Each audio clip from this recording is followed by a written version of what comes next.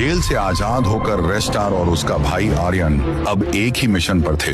रेस्टार की काली गाड़ी वीरान रास्तों पर तेजी से दौड़ रही थी और अचानक जनरल वर्मा अपनी पूरी आर्मी की फौज के साथ रास्ता रोककर खड़ा था। टैंक, जीपें, स्नाइपर, मानो किसी जंग का मैदान बन गया हो और बिना किसी चेतावनी के गोलियों और मिसाइलों की बौछार शुरू हो जाती है और तेज धमाके के साथ पुल से नीचे पानी में गिर जाती है। जनरल वर्मा पुल पर खड़ा होकर ये सब देख रहा था। वो फोन निकालता है और कॉल लगाता है। Mission complete. रेस्टार और आर्यन दोनों मारे जा चुके हैं। एक अंधेरे कमरे में वहाँ खड़ा है एक शख्स, शैडो किंग, जो आर्यन का कभी साथी हुआ करता था। वो फोन पर जनरल की बातें सुनते ही उल्टा खड़ा होकर अपनी टीम से कहता है, अब मेरा राज होगा, कोई रेस्टार नहीं, कोई आर्यन नहीं, अब ये सिटी सिर्फ मेरी होगी। कुछ देर बाद एक समृद्ध तट के किनारे लहरों में बहता हुआ रेस्टार बेहोशी की हालत में पड़ा था। धीरे धीरे उसकी आंखें खुलती हैं। वह चारों तरफ देखता है। भाई, भाई कहाँ है तू?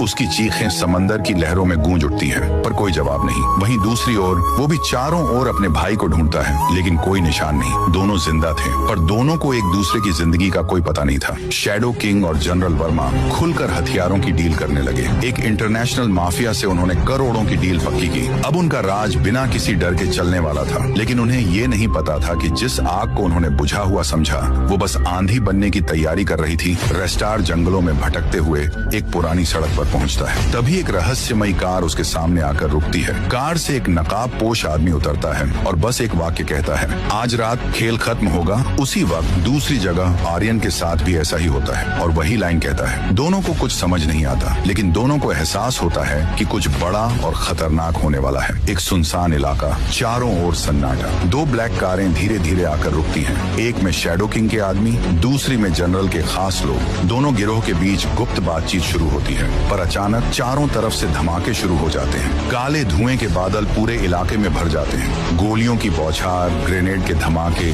सब कुछ एक ही पल में अराजकता में बदल जाता है। दूर एक पहाड़ी पर खड़ा रेस्टार ये सब देखता है। उसकी आंखें गुस्से से लाल। तुम सोचते हो ये खेल तुम्हारा है, अब खेल मेरे नियमों पर होगा। दोनों भाइयों के दिल में अब सिर्फ एक बात थी, अब कोई दया नहीं। जेल से आजाद होकर रेस्टार और उसका भाई आर्यन अब एक ही मिशन पर थे।